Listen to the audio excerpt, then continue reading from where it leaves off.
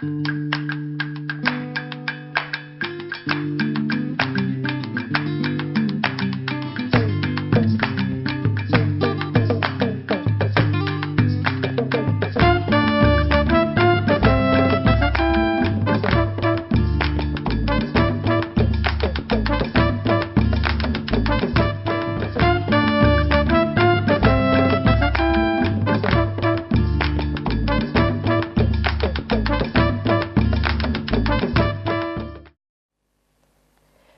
nos convoca Mario Benedetti. Como ustedes bien saben, un prolífico escritor uruguayo, nacido en Paso de los Toros, departamento de Tacuarembó, el 14 de diciembre de 1920 y fallecido en Montevideo el 17 de mayo de 2009 con 88 años, muchos de ellos escribiendo. Como bien decía Antonio, hoy particularmente nos invita hoy acá a este encuentro su cuento Geografías. Geografías pertenece al libro homónimo, ¿sí? Publicado en 1984 por Alfaguara. He de decirles que hace un tiempo, y por indicación de una alumna, accedí a una versión digitalizada, cuidada ella, y liberada de Ediciones La Cueva, Buenos Aires, donde este cuento en cuestión ocupa las páginas que van de la 13 a la 22. Hecha la referencia, bueno, vamos adelante. Hoy es junio de 2018, estamos en La Bulaye, somos lectores de geografías, como nos decía Antonio. Somos todos lectores de Benedetti. Como lectores que somos cuando nos aproximamos a un texto, nos recibe por lo general su título a modo de nombre, como carta de presentación y quizás seña de identidad. Es una palabra, una sola, que al menos para mí trae el resabio del uso escolar y los mapas. No sé qué les pasa a ustedes. Las capitales de países que raramente conocemos. Nos remite a esa asignatura que supo deleitarme con la pregunta ¿dónde estamos? En el mundo, en el continente, en el país, en la provincia, desde mis pocos años. Su plural, geografías, en el uso de la posición autoral de Benedetti, la verdad me provoca curiosidad. ¿Más de una tierra para describir recurriendo a la etimología greco-latina? ¿Más de un territorio que habitar a como dé lugar, tal vez? Encuentro un modo de respuesta posible en el Benedetti extratextual, el extraficcional, el de carne y hueso. El diario El País, en Madrid, cuando vio la luz este libro y en él este cuento, más precisamente el 26 de mayo de 1984, publicaba en edición impresa una escueta reseña de la presentación del libro, recién salido de imprenta. Decía lo siguiente: el último libro del escritor uruguayo Mario Benedetti se llama Geografías y ha sido publicado al mismo tiempo en España, México, Argentina y Nicaragua por Alfaguara. Explicaba Benedetti en la presentación misma de Geografías. La idea fue hacer un conjunto de relatos que tuvieran que ver con el exilio en un sentido más amplio que el político. Para el autor, decía el cronista del diario, además del exilio exterior, está el exilio interior. Y hay otro exilio, el sueño. La última posibilidad del ser humano es exiliarse en su propio sueño.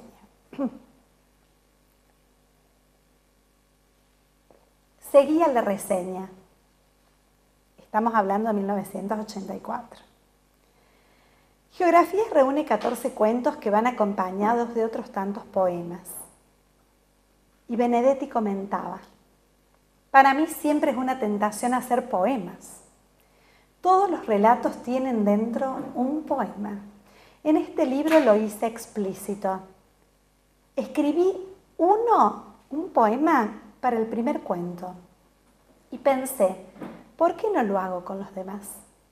El problema fue después agrupar esos pares de cuento y poema bajo un solo título. Geografías en plural, dice Benedetti, dijo entonces, porque se refiere a esos diversos exilios. Quería que cada título tuviera una referencia geográfica y espero que este libro sea el último que escribo exiliado. El hecho político que está condicionando los exilios aparece a veces en los cuentos, pero he intentado que lo político no tapase a lo literario. Me gusta más la estructura del cuento que la de la novela, porque en esta última cabe todo, mientras que el cuento ha de ser más riguroso. El proceso de escribir un cuento es muy trabajoso. Me cuesta varios años pensarlo, porque primero he de tenerlo en la cabeza y luego escribirlo. Hemos traído su palabra a este encuentro. Maravillas del lenguaje. Exorcizar también la muerte. Por lo que decía Antonio al comienzo. Volvamos al cuento que ahora nos desafía con una entrada o comienzo muy potente. Dice así: pavadas que uno inventa en el exilio para de algún modo convencerse de que no se está quedando sin paisaje, sin gente, sin cielo, sin país. Fin de la cita. Hace muchos años leí por primera vez este cuento y aún releyéndolo en ocasión de seleccionar material de lectura para los estudiantes de letras o para recomendarlo a algún graduado que pregunta o a profesores del secundario, nunca ha dejado de asombrarme este arranque textual. Varias son las razones de mi asombro. Una es la coloquialidad del pavadas. Cuánta seguridad para empezar un cuento con esa palabra, ¿no? Esa voz que nos habla en el relato, el narrador, que existe en y por el lenguaje en clave y acuerdo de ficción, porque esto es literatura, elige un gesto quizás cómplices con quienes leemos, una posición que él mismo en primera persona califica de sonsa, en una especie de modestia discursiva que hace al menos en los primeros renglones que se desacralice lo que sigue. Nada de verdad monolítica, estable y revelada. No hay remilgos ni lenguaje resistente a la interpretación. Es un gesto hospitalario del que narra y protagoniza lo narrado. Es Benedetti. Si hay una palabra detonador que reenvía al extratexto y al texto de la cultura y de la historia, en esta entrada textual, es exilio. En el momento escriturario, el momento de la producción, es 1984 y se está cursando el año 11 de la dictadura cívico-militar uruguaya. El golpe de Estado del 29 de junio del 73 impone como presidente a Juan María Bordaberry con el concurso de las Fuerzas Armadas y la doctrina de la seguridad nacional que se extenderá hasta 1985, cuando Geografías cumple un año. El Benedetti de existencia histórica comprobable, el de carne y hueso, sufre como tantos otros y en toda la región la expulsión forzada por amenazas de muerte y el exilio se vuelve condición de la persona. Es un exiliado, una exiliada, un desterrado fuera de su territorio, de su país, casi un fuera de sí. Volvemos al cuento. El exilio no solo como palabra, sino como topos, como un espacio, pero también un tiempo construido y deconstruido. El exilio es un lugar otro, de otros, al que se llega mediando el desapego totalmente involuntario.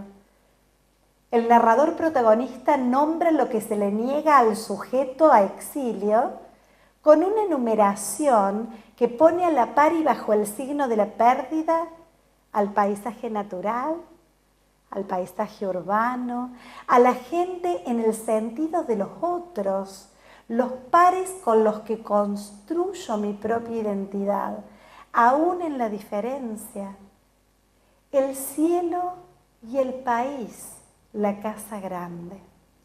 Sobreviene rápidamente en el orden del discurso una escena que se las trae.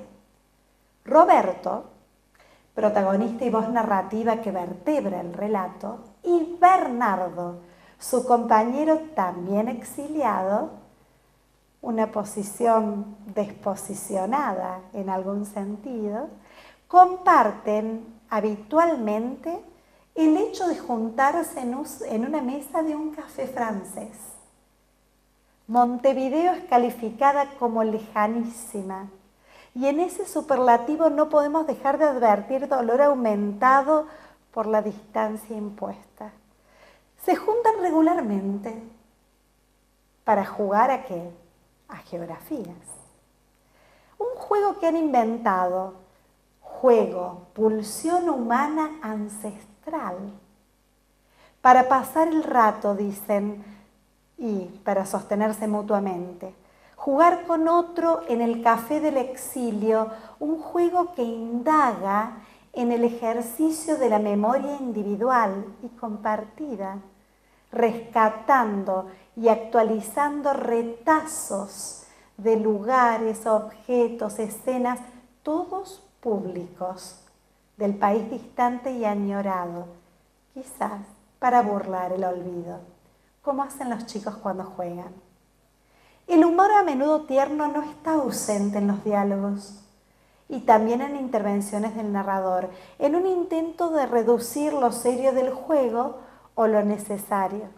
Jugar a geografías como modo de conjurar la mufa, otra palabra maravillosa que brilla en el cuento.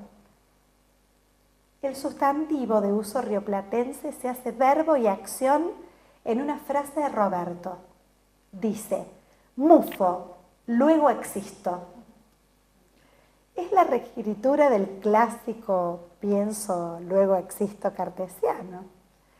Esta sustitución juguetona, como todo en literatura, no es casual ni aleatoria. La mofa como estado anímico, de mal humor, podría relacionarse con un modo de pensar las cosas, con una visión de mundo. ¿Sustituirá al pensar, al recordar, al olvido, la mufa? En el ahora y acá del relato, hasta lo que se come y toma tienen otro nombre y difieren en sabor y costumbre. El café se llama Cluny, otro lugar el Quartier, se come Bellallois o Alsace, se toma y no es la lengua madre. La explicación del juego no tiene desperdicio. Ante la pregunta de uno de los jugadores por un lugar natural o edilicio, por un personaje, se activa en el otro que juega un disparo a la memoria como acción de explorar, no sin esfuerzo, ya que esa postalita que se busca en la memoria tiene nada más y nada menos que 10 años. Gran gimnasia contra el olvido. La contracara de ese conjuro puede ser no recordar y admitirlo como jugador. En el juego eso equivale a perder. ¿Qué pierde el jugador que no recuerda un detalle de la Montevideo lejana? Pierde puntos en el juego, pierde memoria, pierde arraigo simbólico, borradura identitaria y colectiva que duele más allá o acá de los chistes, protestas e ironías casi de niños intercalados al fragor del juego. Merecen no ser pasadas por alto las aclaraciones del narrador entre paréntesis frente a preguntas de los jugadores. Por ejemplo, preguntan, ¿dónde está? Y aclara, o estaba. ¿Qué tiene? Y aclara, o tenía cierto lugar u objeto. En esa simplicidad de la aclaración temporal del presente versus el pasado, reside una incertidumbre temerosa de que lo que estaba y era ya no sea más, o al menos no sea del mismo modo. Irrumpe en el ángulo de visión de Roberto otro personaje que hará virar el relato y la historia narrada. Es Delia, una mujer. Delia no vista por Roberto en los últimos y bravos 8 o 9 años. La misma Delia a quien lo unió en su momento un vínculo de deseo, pasión, amor. La Delia militante, también sujeto y objeto de represión y de obligado pase a la clandestinidad. Todo lo anterior es narrado en tiempo acelerado y gatillado por la percepción por parte de Roberto simplemente de una mujer que en la calle espera como peatón la luz verde de paso. Esa es Delia. La descripción de Delia, a quien llaman rápidamente, vigorosamente, y Delia viene e irrumpe, la descripción de Delia que efectúa Roberto es eufórica y laudatoria, además de ser, y voy citando, ¿no?, una belleza, una tipa macanuda, inteligente, sensible, con una sonrisa que alegra la vida, dice Roberto, personaje narrador, no solo la mía en particular, sino la vida en general. Buena no solo en el trance del amor, sino antes y después. La atracción para nosotros lectores, viendo a este Roberto que alaba a Delia, parece estar intacta. ¿O acaso no sabíamos? Geografías también es un cuento de amor. El reconocer al otro y la pulsión, la caracterización posterior de Delia personaje, cómo el narrador la va vistiendo, le da carnadura verosimilizante, pinta además la posición de al menos gran parte de esta juventud militante, de esta generación. Gurises, al decir rioplatense, sin un peso, sin un mango, diríamos nosotros, estudiantes que viven con ayudas de los padres que viven en el interior, o con sus propias changas o artesanías de feria. Y hay una bisagra en el relato, con indicación temporal que corta el raconto de lo vivido por ambos, así como el golpe de Estado quiebra la cotidianeidad democrática y vivible. Cito, después vino la época dura. Fin de la cita. Como lectores estamos reclamados a reponer información y contenido referidos a esa dureza epocal, nos guste o no. La militancia de cada uno de los miembros de esta pareja, de esta parejita, en organizaciones diferentes, también distancia a la pareja. Es decir, la lucha organizada en tal o cual posición o con metodología específica, valga recordar un párrafo muy interesante del desencuentro de manos de uno y otro, de Delia y Roberto en la votación de una moción de asamblea. Un último encuentro amoroso que no se sabe en ese instante último y que se reconoce como tal con el devenir de los sucesos posteriores. Abre las puertas al derrotero histórico de esta generación. Cito, 48 horas después tuve que borrarme. y ella 3 días más tarde. Fin de la cita. Manera de nombrar y contar la necesidad imperiosa y obligada de salvar la vida casi saliendo de ella. Lo que enunciamos y su modo específico de decir y de decirnos ofician a menudo, como afirma un intelectual ruso, como correas de transmisión entre la historia del lenguaje y la historia de una cultura. Así, la expresión borrarme, desaparecer para los ojos de la oficialidad dictatorial es un recurso vital antes de que ella, la dictadura, los desaparezca por la vía violenta de control sobre los cuerpos. De la Delia militante y pareja pasamos a leer y reconstruir a Delia presa, como dice el relato, en cana. Se comió más de 8 años. La integridad de la presa política, integridad militante aún bajo tortura y amenaza de muerte y muerte en vida. Lealtad no solo con la causa, sino con los compañeros a quienes no se delata, ni en los mayores suplicios que inflige el torturador, buscando doblegar a la persona encerrada ilegalmente en centros de detención, en los que al maltrato físico, en uso del poder de extrema derecha autoritaria, se le suma y redobla la tortura psicológica que persigue de modo perverso nada más y nada menos que la desintegración de la persona, el abandono último de su humanidad. Pero Delia, como dicen los hombres en el relato, cito, se portó bien, así que la pasó mal.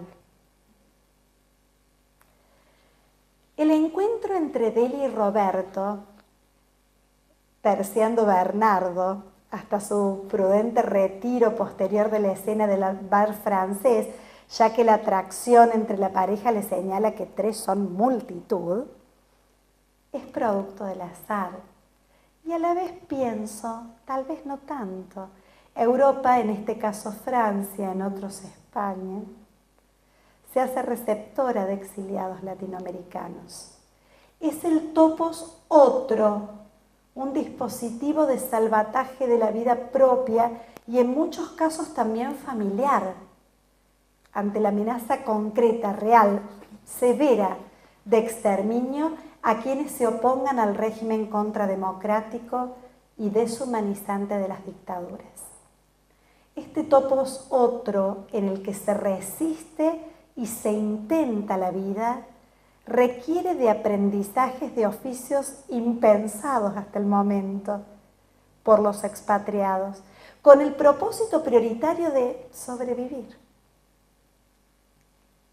llevando el carácter de exiliado siempre como marca en el orillo. Requiere también del armado de una rutina, aunque endeble y sobreaprendida, y el aprendizaje de otra lengua en muchos casos, en la cual elaborar semánticamente el desarraigo forzado, la tristeza que cala los huesos, la angustia histórica. Volvamos al bar El Cluny, al reencuentro entre 3, que luego se quedarán solo 2. Si el relato de la mano de su narrador protagonista en primera persona hasta aquí nos había cursado una amigable invitación a contemplar el diálogo entre amigos y la práctica lúdica y memoriosa del juego Geografías, verdadero intento de recuperación de la patria de a pedacitos, ahora con la llegada de Delia somos convidados a sentarnos en una silla a la misma mesa del bar. El lenguaje del diálogo, tras la morosidad de la contemplación de Delia, que espera la luz verde para cruzar la calle de a pie, y eso que reenvía al historial del vínculo en Uruguay, se acelera ahora. Se intercalan los usos de la palabra de los hablantes, deseosos de hablar y escuchar, también como modo de la memoria y de confirmarse vivos, sobrevivientes. No se anuncian con marcas lingüísticas los turnos del hablar. La voz del otro, de la otra, irrumpen sin más, se pisa con la de los otros, la puntuación se relaja, da lugar al intercambio, insisto, deseoso, deseante. Están entre pares, en un topos otro, el del exilio. Las marcas de extranjería en apropiación continúan. Se dice hippie de lujo, Rue de Cols, el Le Monde, la librería Laun, Saint-Germain, Fitelment. No es la lengua madre. La recién llegada pide, frente a la solicitud de una puesta al día de información referida a cómo está todo por allá, pide Delia, cito, pero por favor, de eso no quiero hablar. Fin de la cita. Alude con eso a su cautiverio violento de detenida. Sí, en sumario, dice en un encuadre rápido de la actualidad sociopolítica del país de origen, cito, la gente está perdiendo el miedo, la oposición va pasito a pasito ganando su espacio.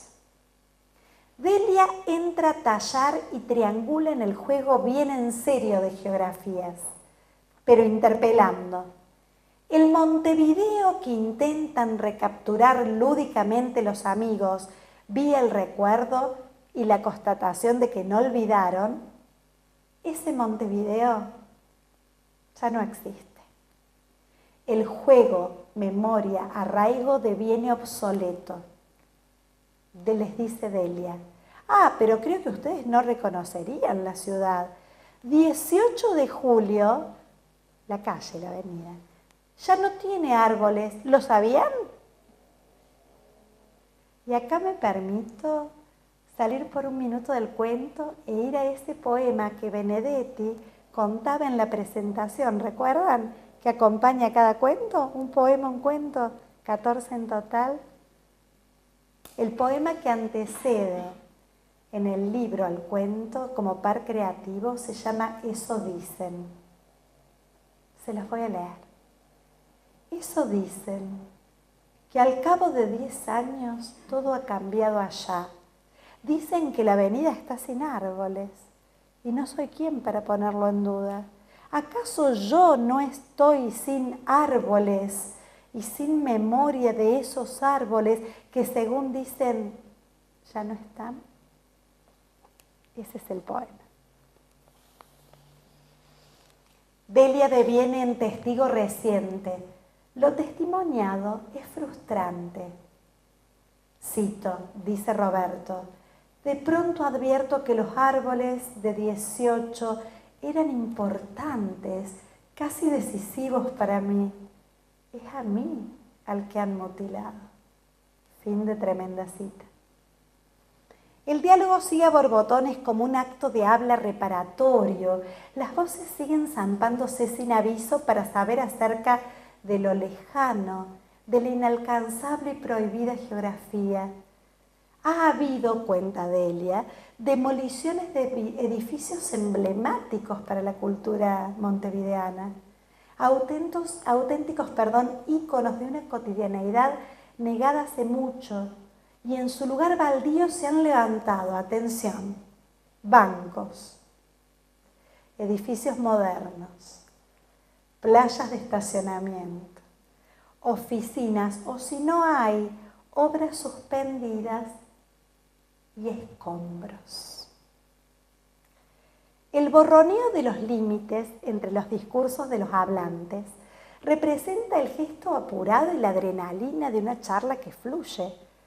Como fluye la sonrisa de Delia, que ya nos dijeron que alegraba la vida entera. Cito, dice Roberto, y hablamos un rato más, del plebiscito, de la crisis, del desempleo, de los periódicos clausurados porque osan escribir que no hay libertad de prensa, de la creciente actividad teatral, de los cantantes populares, de cómo se cultiva el arte de la entrelínea y de cómo los públicos pescan todo en el aire. Fin de la cita. Imposible para la mesa de tres no esperanzarse con el color verde del trago que está tomando Delia. Sobrevuela ya pasada la mitad del cuento un rumor indicial que va creciendo, se repite, se diluye, reaparece a la carga. Cito, dice Roberto, la verdad es que Delia tiene un aire liviano y optimista, elegante y zumbón, tal como si viniera de una tarde de canasta uruguaya o de una playa mediterránea y no de la picana transatlántica. Como lectores que somos, hilvanamos indicios y colaboramos con el texto, cooperamos, inferimos sentido. Más adelante, cito, pero Delia me defrauda, dice Roberto, porque no responde. Alude a que no responde a una pregunta picarona de él, que le dice, ¿nos portamos bien o nos portamos mal? Entre provocativo y seductor. Y de nuevo Roberto sobre ella, cito, tengo la impresión de que mira por sobre mi hombro, hacia el infinito, como si le estuviese sonriendo no a alguien, sino a algo. Sigue la cita. De pronto le han caído al rostro a Delia como 10 años, no con arrugas ni ojeras ni patas de gallo, sino con abatimiento y tristeza. Fin de cita. La mirada perdida y seca, objetual, la mirada que no ve y que no conecta con el otro, sino que despersonaliza y traspasa, perforándolo, todo intento de vínculo. Perdida también la vitalidad de la sonrisa de Delia, extraviada se ahueca, se vacía hacia una desconexión que aliena. Pero no se trata de un avejentamiento cosmético, ni de una tristeza transitoria. Estos gestos tiran hacia atrás, dolor, vida negada, y niegan la posibilidad de reconstrucción tras tanto daño. Es, en palabras del narrador, incurable.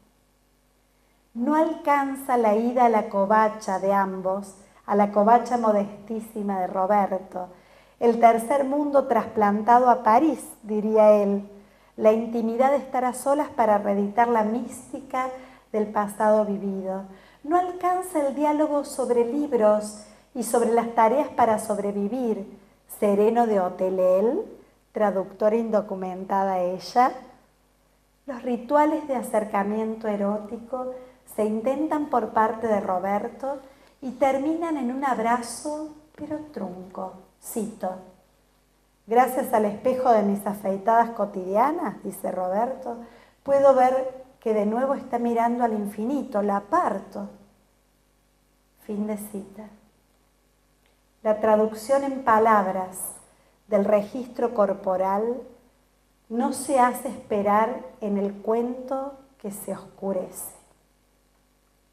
Cito, no puede ser, no va a ser, no hay regreso, ¿entendés? Fin de cita. Se deserotiza e inactiva el vínculo corporal en una frase que Roberto itera y reitera, traduciendo palabras ininteligibles de Delia fuera de eje. Eso es lo que dice Roberto, eso es lo que dice. Y él al decirlo intenta entender y aceptar que ahora la geografía se ha hecho corporal pero vejada, escombro y mutilación. Delia dice, y es cita, mi geografía también ha cambiado. Geo ahora es cuerpo y cambiar es para mal. Escombros de lo que fue, de lo que fueron. La relación truncada habita el orden del pasado y del territorio negado de los que fueron arrancados de su tierra y quizá de sí. Es un vínculo, o lo fue, de a dos, que se figurativiza en estos personajes en el cuento, pero que se pluraliza como las geografías del título. Miramos desde esta relación particular de Delia y Roberto como quien espía por una mirilla lo roto, lo desvinculado, lo herido que el relato nombra una y otra vez y que se despliega colectivamente como efecto del orden dictatorial de disciplinamiento de las subjetividades. ¿Cuántas Delias con sonrisas que cuajan en mueca hueca? ¿Cuántos Robertos? ¿Cuántos pechos hechos escombros? Benedetti y su prosa franca, su voz narrativa que deja entrar y dialogar en el relato voces sociales, el narrador hospitalario de quien lee, su juego de lenguaje que no le teme a la coloquialidad y a las frases hechas, la cercanía de la voz narrativa de Roberto a la posición de autor del Benedetti del exilio español, el Benedetti de la generación del 45, escritor y militante. Nos siguen diciendo una y otra vez, el que olvida pierde, el que olvida se pierde en el juego, en la vida, en la historia. Y para cerrar y abrir a charlar, elegí palabras de otro uruguayo, del maestro Galeano, en Los caminos del viento, porque en el cuento Geografías hay una expresión de uno de los personajes citando la frase de Lenin, de los hechos son porfiados. Como Galeano hablaba de la porfiadez, y a mí me gusta la porfiadez, les regalo para concluir esta cita de Eduardo Galeano. Ojalá podamos ser tan porfiados para seguir creyendo, contra toda evidencia, que la condición humana vale la pena, porque hemos sido mal hechos, pero no estamos terminados. Muchas gracias.